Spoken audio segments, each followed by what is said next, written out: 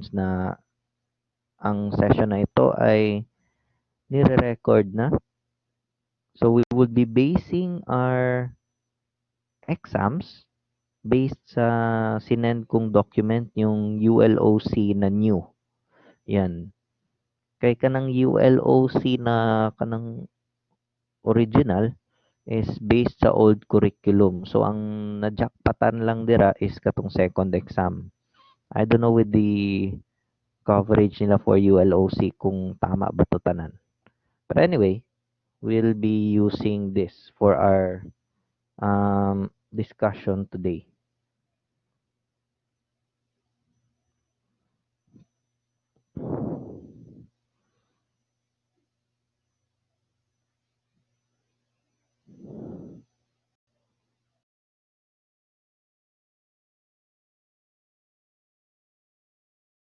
So now di ko i-update sa inyo ha. Nagtawag ang publisher sa MOA. Nag-meeting me with the published Weisman's books trading. So na ay na sila program or na sila alternative na ipabuhat, which is to let their students sa certain subjects na kung saan meron ng libro o yung official na ginagamit is yung libro from them, na kukunin namin yung details, contact details ninyo, and para i-ship nila ang mga interested students na makakuha ng hard copy ng mga libro nila. So, one of those subjects is itong subject natin. Yung current na libro ni Police Colonel Daskil and kay Police Major Santos, yung mga libro nila will be given to you or delivered to you, yung hard copy, for free. For free ata. So, the only thing with that is to yung ma-cope up yung binayad nyo sa na kanang ebook, because I think your ebook is not really user friendly sa inyo. Hindi na ninyo magamit line. So ang alternative sa Wiseman sila is that they would cover up the expense of the production of those books, yung literal na libro, and they will be shipping it to you directly. So, ang lang or sa aming part sa professors is that we need to know sino ba sa inyo ang interested kumuha ng libro, and kung interested kayo, you need to give your contact details and yung address ninyo. Okay?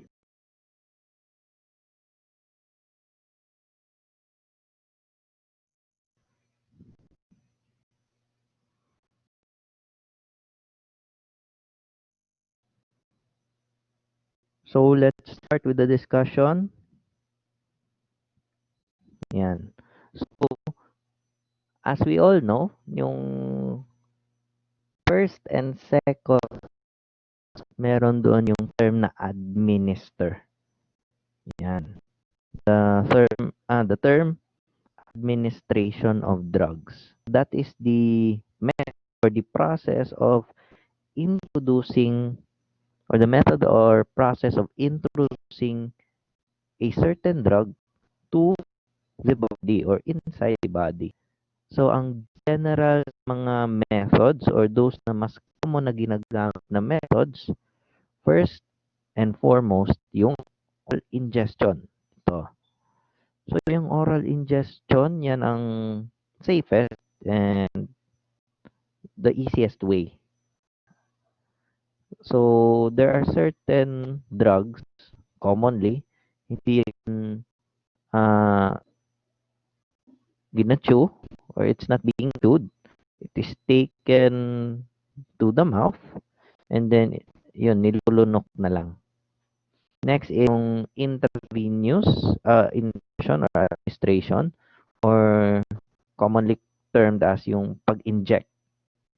So, for those na mga individuals na yung tolerance level or yung satisfaction level nila when taking a certain drug ay hindi na satisfy fully, gusto nila may immediate and extreme effects, so they would inject a liquefied version of the drug intravenously or directly through the veins ng body. And of course, inhalation, yan. Whether it is snorting, sniffing, or smoking a certain drug, or for example sa smoking, which is a vice. Yan.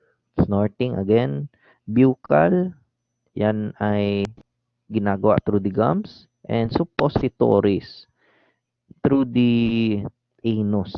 Yan. So again, oral ingestion, it is done orally. So they will do oral. Yan. Sounds so wrong, pero the process is that it would be ingested to the mouth. It would pass on to the windpipe. Yan yung neck natin. Yung larynx and pharynx mata yan. And then, it would pass through the small and large intestines, yung sa ating digestive system. Tapos, it would be dissolved inside our body and then would be absorbed to the bloodstream. Yan. Yan yung magiging proseso ng isang drug na orally ingested. Next is inhalation. Yan. So, ang mga um, volatile substances, ang best example ng mga drugs or mga chemicals na used or administered through inhalation. Yan. For example, yung sinabi ko, rugby. Ang rugby, brand name yan. Brand name from the maker na Bostik. Ang totoong name niyan is contact cement. Yan, rugby. Yan, thinner, yun na yun. Kasama ng contact cement. And of course, ang Vulcasil or kanang Bulka, that is, ang proper or yung formal name niya is sealant. So, yan yun sila yung hinihit-hit o yung ini-inhale, yan, kinasimhot nila, and yung vapors from that certain substance is quickly absorbed by the capillary system. Yan yung sa lungs. So, yung mga maliliit na sacs, mga air sacs sa lungs, sila yung mag-a-absorb niyan sa loob. Yan. Parang tissue na effect, ina-absorb.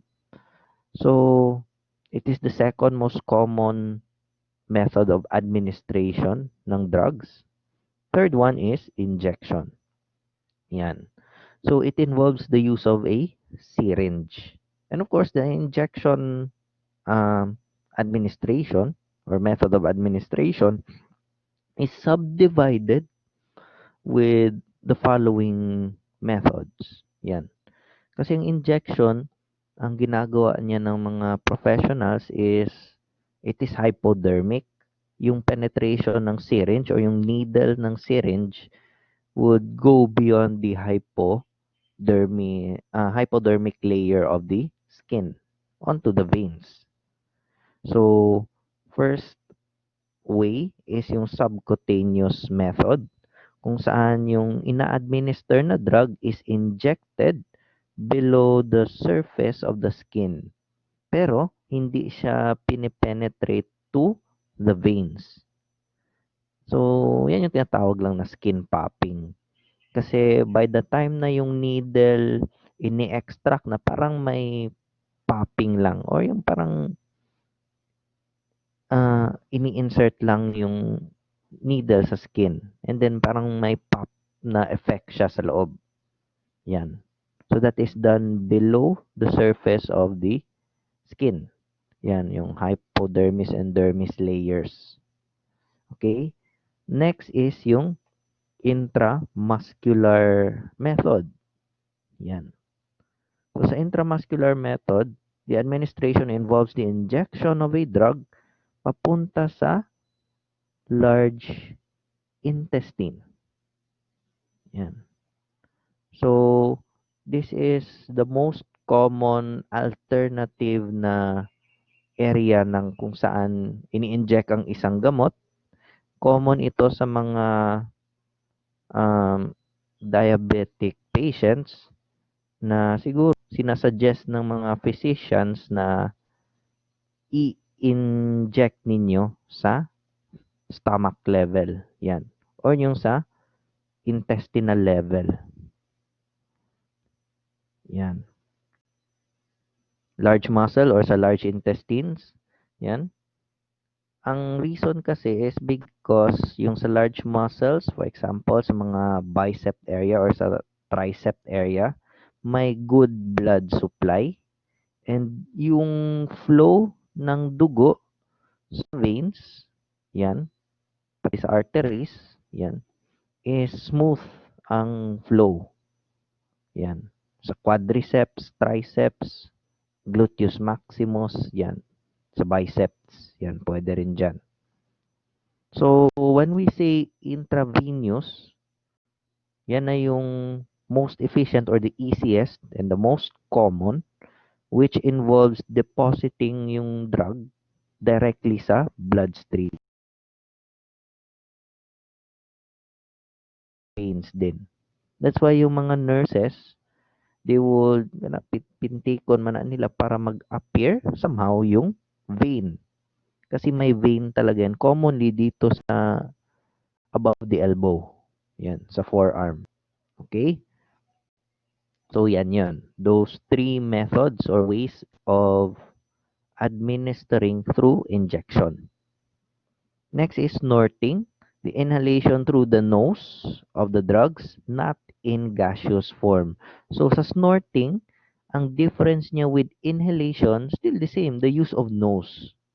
Still the same method na papasok sa nasal cavity yung amoy. Pero the thing with snorting, hindi siya compared sa inhalation na gaseous form. Dito sa snorting, common, if not ito talaga yung mga products is powdered products. Yan. Powdered products ng isang liquid drug or even a solid drug. Yan. Kasi dito sa nose natin sa bandang central, yung palapit na sa eye portion dyan, yung sa nose bridge natin, meron diyang mga mucous membranes. Yan. Beyond sa buhok ng ilong natin, merong mucous membranes na kung saan below it, nandun yung nasal cavity, which would determine if yung uh, the thing that we inhale is ano ba yan siya, magandang amoy or hindi. So, dyan yan sa nasal cavity. So, yan yung snorting. The difference is yung bagay na hinihit-hit or ini-inhale. Snorting, that is for powdered version ng liquid drugs. Inhalation, volatile substances. Gaseous form. Okay? Next is yung buccal or the buccal administration of a drug. So, it is placed sa buccal cavity under the lips, yung malapit na sa gums or sa gums na mismo. And yung ingredients ng nasabing drug would be absorbed. Of course, dahil may laway tayo, yan, yung saliva would dissolve it. And then yung kanyang mga remnants, yung mga active ingredients with those remnants would be stored and be absorbed sa bloodstream ng user. Yan. Most common nito is that yung parang melts in your mouth and then yung juice na na nasa ating gums would absorb it and then would proceed on directly sa bloodstream. Yan. So, yan yung buccal administration. Next is suppositories. Yan yung pag-take or pag-administer ng drug through the kingdom genitalia ika nga or yung sa private portion, sa pubic or genital portion ng commonly sa mga babae sa vagina or mas um, nasa loob pa sa rectum area. Yan, of course, entering through the vagina. So it has the same method ng pag-dissolve kasi it would be absorbed also like buccal into the bloodstream. So ganun 'yun. Okay? So I guess you don't have questions with that. Let's proceed sa drug detection. So this is of the laboratory detection process.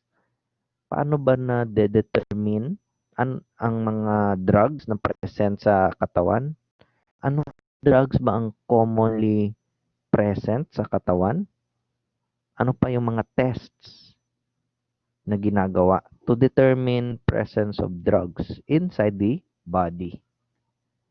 Okay? So, before we to those, we would need to know ano yung mga characteristics ng drug detection. So first, sa drug detection, it will depend primarily on three main factors. First, yung absorption rate, absorption structure, and paano ba nag-dissolve or nagdi-diffuse yung gamot into the bloodstream or to the body. Yan. So that is of a psychodermal nature. Okay, paano yan siya nagpe-penetrate?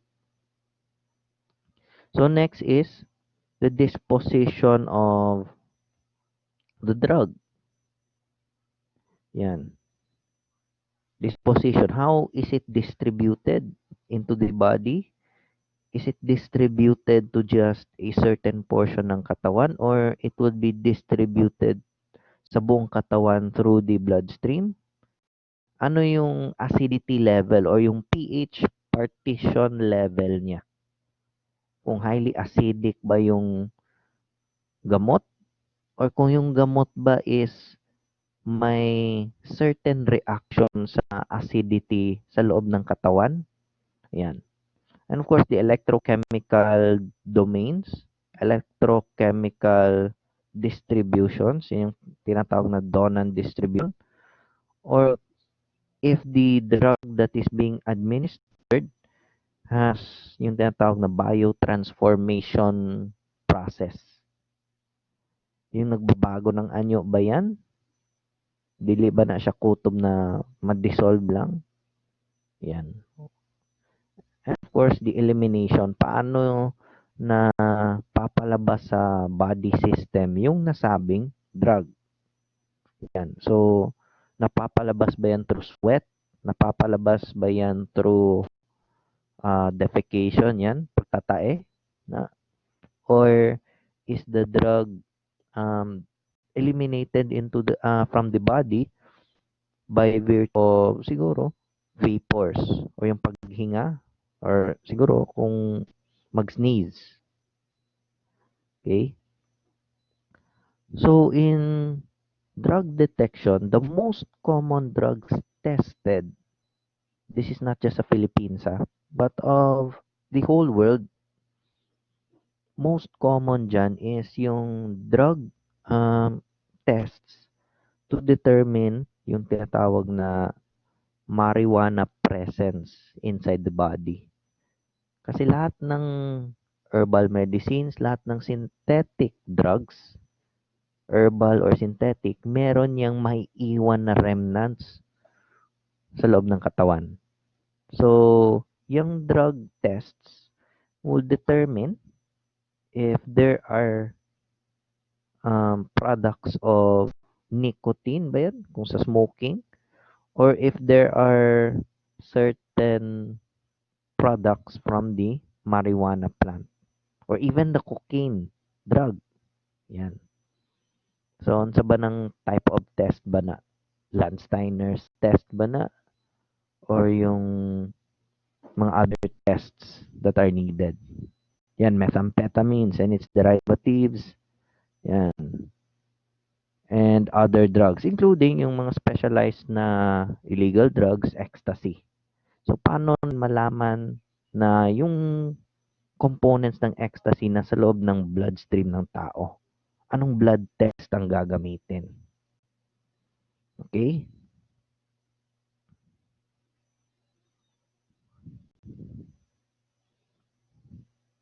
So, next, nandyan sa ilalim, makikita niyo yung other popular tests. Yan, barbiturates test. Yan, tests for PCP and the opiate tests. Yan. Yung mga specimens na kinukunan ng mga laboratory technicians, of course, most common yan, blood. Kasi mas nadidissolve yung mga chemicals, mga drugs sa bloodstream. Of course, fingernails. What if gumamit sila ng kamay sa pag-administer? Of course, hair, saliva is one of the best. Kaya may swab tests. Sweat, yan. Tissue test. So, they would collect a portion of the skin. Yan. And then, they would determine if meron bang dissolved na mga chemicals on that certain tissue. And of course, yung urine test na. Okay? So, identification and examination of drugs. So, itong drug testing is a forensic science. Part of forensic chemistry. Yan, originally. So, yung mga certain tests na ginagamit dito are laboratory-based. Pero wala man tayo laboratory sa drug, so it is basically theoretical na lang to. Yan. So, there are different paraphernalias that would be used, different paraphernalias na i-collect. Nasabi na yun kanina. So, let's proceed sa methods of methods of examination. Yan. So, two general methods lang yan. Qualitative or quantitative examination. Of course, quality sa number 1, quantity or paramihay sa number 2. Yan. Urine test is generally quantity. Yung blood test, that's why yung ibang vials yun medyo malaki because they want to get as much information from a minimal product. Yan, for example, ilang cc lang ng dugo, then they could determine with the best quality kung meron bang presence ng drugs. Okay? Also, nandyan din yung steps common to qualitative and quantitative methods. Of course, they need to have proper selection of yung mga specimen. Like for example, sa drug test through urine test. So, anong mga considerations sa pag-ihi, or not really sa pag-ihi, anong considerations nila sa pagtanggap ng specimen na ihi? Pila ba ka days ang validity or pila ba ka hours ang validity? The same goes with yung sa tae, yan, or fecalysis. How many hours ba ang validity from the time na nilabas yan sa katawan to the laboratory examination? Ilang oras yung time interval yun. Yan, physical test, the sampling method. Yan, ilang samples ba rin ang gagawin? Preparation of samples, chemical tests, and of course, one thing common sa drug tests of any kind is yung confirmatory examinations. Ito, yan. So, sa confirmatory examinations, na commonly, tulo na ka examinations tanan-tanan ang drug test. Yung normal, bungkig man jud na kay if the first test nagkaroon ng negative presence, then the second test magkaroon ng positive presence. So, paano yan masettle ang debate? So, kinanglan bungkig jud na third test. Yan. So, for example, kagaya sa COVID-19, if ang initial screening mo, yung initial test, nagkaroon ka ng positive count, and yung confirmatory test mo, if yung ikalawang test is nag-positive ka ulit, then they would admit you. The same goes with drug testing. Pero what if yung confirmatory o yung second test nag-iba from the initial screening? So, nandun na yung third test. Yan. Yung validation test. And of course, calculation, kapoy ni na. Then of course, drawing conclusions and writing laboratory reports. Yung presence ng drug, ilang cc ba yan sa dugo, yan.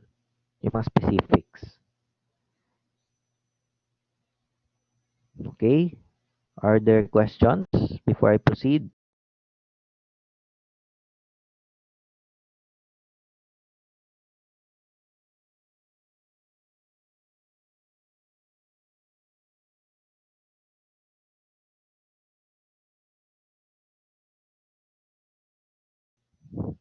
Okay, so wala man may questions. I will proceed next sa tinatawag natin na mga phases ng examination or drug examination. Okay, so sa laboratory tests, yung pinakauna is yung initial or screening test. Yan, prelims na. So, sa screening test, it is also known as color test. Ang ginagawa dyan is para mabawasan or to remove those samples na hindi naman nagkaroon ng positive count. Yan.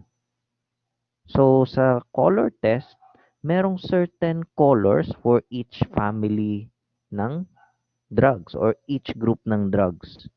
So, paano ba magkakaroon ng specific color sa color test? Meron tayong mga reagents or mga chemicals na nilalagay sa mga specimen, and if that certain specimen changed into a color, sabihin natin nag-change into blue color yung specimen, then a certain group of drugs, yung kanilang mga remnants, is present. Yung mga chemicals nila present sa specimen. Yan. So, it's just simple to perform. Kumuha ka ng specimen, and then ilagay mo sa isang material, kana kanang murag pregnancy test na evaluator man na kung sa drugs, and then kukuha ka ng specific reagent, tapos yung drop nyon o yung content yun ilalagay mo sa specimen. Yan. Kung sa laboratory pa na sa mga medtechs, ibutang na nila sa spot plate. And then, if a certain color would appear, then they could determine which family or classification of drug or drugs ang present. Okay? So, let's go down below sa color reactions. Yan. So, what are those colors? Yan. So, first, ang ginagawa sa cannabis in order to determine its presence inside the body, meron yung two tests. First is yung 'Yan, Duquesnoy-Levin test. Nung time namo na nag-intern mi sa PIDEA, yan, may mga henyo galing sa chemistry division nila, tinatry sa amin paano mag-conduct ng drug test through yung color test sa screening test. Yan. So, color examination. So, one of those specimens, sinabi nila, was of a suspected cannabis user. Yung nahuling cannabis user. So, ang explanation nila, kumuha sila ng reagent and then lalagyan namin ng 2 drops yung specimen and if magkukulay violet yon, then it means na may presence nung elements or components ng cannabis. So, immediately, it is the Duquesnoy-Levin test. Kung ang color niyan is of violet, yan. Hinahanap mo presence ng cannabis, then it turned into violet, that is commonly for Duquesnoy-Levin test. Yan yung resulta. Next is fast blue B salt, yung gamit. So, ang result niyan, kung present ang cannabis, purple red ang magiging kulay ng specimen. Yan. So, yung fast blue B salt is a salt, yan, pero it's a considered reagent.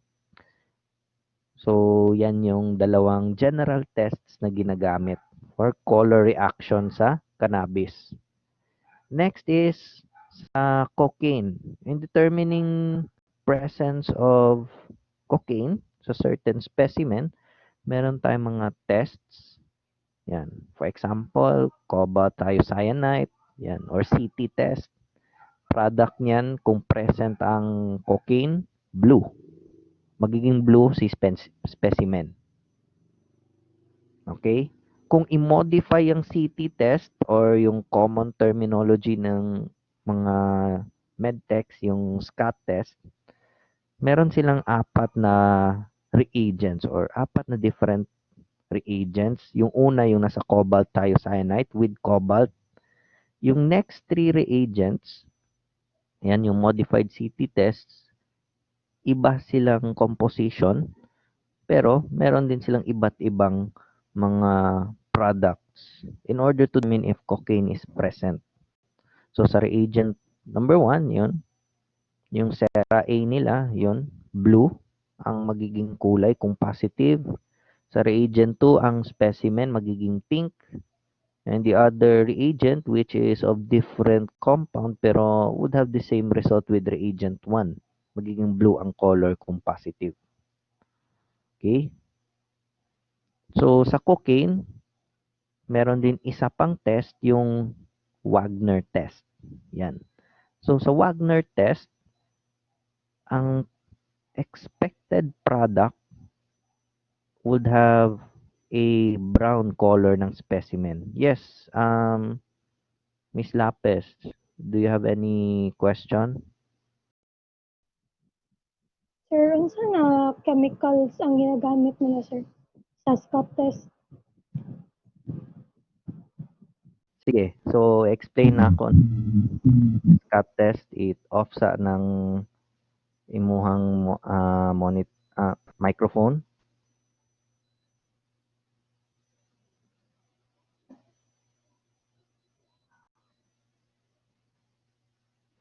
Okay? So, yung sa SCAT test kasi, it is the same with the original CT test. Cobalt thiocyanate. That is a chemical. Yan. So, the thing with the modified test is that yung level ng cobalt thiocyanate sa SCOT test is initially 2% lang dapat ang halo niyan sa water. Kumbaga, ingani na ha, mag-create ko reagent. Yan. Ang reagent, of course, contains H20, yung water. Sa original CT test, hindi yan siya 2%, higher yan siya, above 2% ang composition ng cobalt thiocyanate. Pero sa SCOT test, ang ginagawa sa SCOT test is that yung cobalt thiocyanate is strictly 2% ang composition mixed with water. So of course, meron yang reaction, magiging acid yan. So, yun yung sa SCOT test. Yan. So, mag-iiba yung resulta niyan once na may acidic reaction. Okay? So, naman ko'y document na i-share ana pero puhon na, later na. Okay?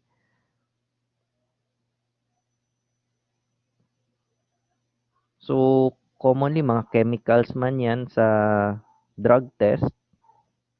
Like for example, sa Duquesnoy-Levin test, ang tawag sa reagent is yung Duquesnoy reagent.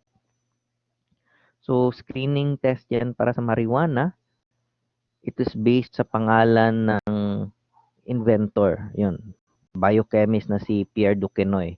Ang kay Pierre Duquesnoy kasi, ang kanyang chemicals dyan, yung composition niyang Duquesnoy reagent is ethanol. Yan. I think I've explained to you ano yung ethanol. 'Di ba? Yung ethanol is yung alcohol. Rubbing alcohol man yan. Yan. So, ang ethanol, you mix it with acetaldehyde. Yung acetaldehyde is one of the components sa paggawa ng formalin. It's a liquid used in formalin. And then, another chemical ang ginagamit para kung i-mix mo yun, yun na yung Duquesnoy reagent. Yung Duquesnoy-Levin's test, ang ginagamit niya na reagent, yung dinadrop sa specimen, Duquesnoy reagent. Okay? Sa fast blue bee salt, it is a rare salt. Yan. So, anyway, I'll just explain those process sa inyo ha, yung mga tests na yan. I will just send a document, okay?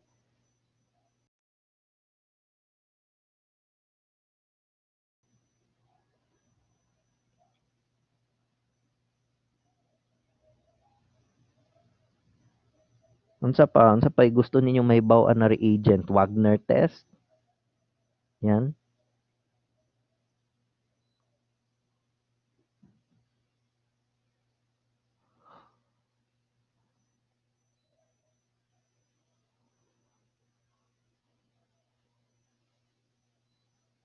Any questions pa? Miss Lapis, okay na to? Okay na, sir. Yan. So, ganito yan, klasa. Sa laboratory examination ng suspected drug users, merong tinatawag na reagents or chemicals mixed with other chemicals na nilalagay or minimix sa mga samples ng either ihi or dugo or sweat. And kung sa color test pa, kung ang mga reagents na na-mix sa specimen mag-iiba ng kulay, then if a certain color appears, malalaman kung anong family of drugs nang galing yung specimen or kung anong family of drugs compared yung specimen. Okay? Yan. So sa one fact din pala, ang Wagner's test, ang component sa Wagner's test is iodine. Kana highly present yan sa mga um, shells, yan, ng mga tahong na iodine, pati po sa potassium iodide. You mix those liquid forms nyon together with water, you will have the Wagner's reagent. Yan, or Wagner's reagent man na. Yan yun. Okay? So, when we say the diazepam Zimmermann test, yan, diazepam Zimmermann test, Ang expected result para magkaroon ng positive na screening test is that kailangan magkaroon ng reddish-purple na result. Dapat maging somehow parang pink yung magiging specimen once na ihalo yung benzodiazepine reagent. Okay? Kung hydrochloric acid ang gamitin sa Zimmermann test, dapat ang magiging kulay ng specimen would be yung dark yellow, yung kanang mas baga na yellow. And kung sa Vitali-Morin yung reagent na gamit doon, in order to know if diazepam is present, dapat yellow-orange ang magiging color ng specimen. Yan. So, that is to know the specimen if it has presence of the drug diazepam. Yan. Sunod, if you want to know if may presence ng opium yung binigay na specimen, you have different tests with different reagents. For example, sa Marquis test, yan, Marquis man kung unsa. Sa Marquis test, your expected result for positive examination, yung positive merong opium, dapat magkukulay violet yung specimen. Yan. Kung sa Marquis test, yan, ang ginamit na reagent is ferric sulfate, of course with water, dapat magiging brownish purple. Kasi ang mangyayari niyan, yung presence ng dried na mga portions ng opium, murag mag-reflect yan, yung brownish substance niyon. Of course, ferric is iron. Once magkakaroon ng sobrang presence ng iron, which is also present sa opium, magiging sobrang brown yan. Yan, dark brown to the brownish purple. Yan. And of course, i-highlight na ko, lastly, nitric acid. Yan. Commonly nasa mga lemons yan. So, ang expected result in order to determine if it has opium presence in it, orange to red or orange to yellow. Yan. Kita ninyo ng sequence dira. For example, originally orange siya. And then murag ni dugo na himong red and then nag-scatter back into yellow color. Once ganyan yung magiging itsura ng test or yung specimen, then it is positive. Present ang opium. Okay? So, napakaraming reagents na ginagamit sa mga tests. Sa sobrang rami naman ko ilistahan dali, may na lang buutan ang mga people from PDEA. So, once yung swab test o yung ihi o yung dugo may resulta na nag-iba yung kulay, then from the table given there, yan yung qualifiers. Okay? Yan. Morphine, in order to determine presence of morphine, Marquis test. Pero the thing with this Marquis test na version, yung expected na resulta would have a color of violet to reddish purple. Yan. Kanang murag, how can I explain it? Kanang murag color pud sa Blackpink. Yan. Yan. Sino mga blink dyan? Yan. Walang army ha. Yan. Nakakita rag purple. Army dayon. No. No. So, ganun. Yung parang kulay ng logo ng Blackpink. Yan. If you want to determine the presence of morphine in the urine, yan, Marquis test. Pero dapat yung reaction ng Marquis reagent sa specimen, reddish purple. Yan. Imagine nyo na lang yung kulay ng logo ng Blackpink. Okay? So, are there any questions? I will finish my discussion muna ngayon to that point. Next na yung Dilikopani test. Yan. I'll explain that and other tests sa drug use. Okay? Napabay pangutana? Wala na. So, once again, this session is recorded. Thank you for listening. And I will just send the other files na magamit ninyo taod-taod. Okay? So, thank you again and good afternoon sa inyo.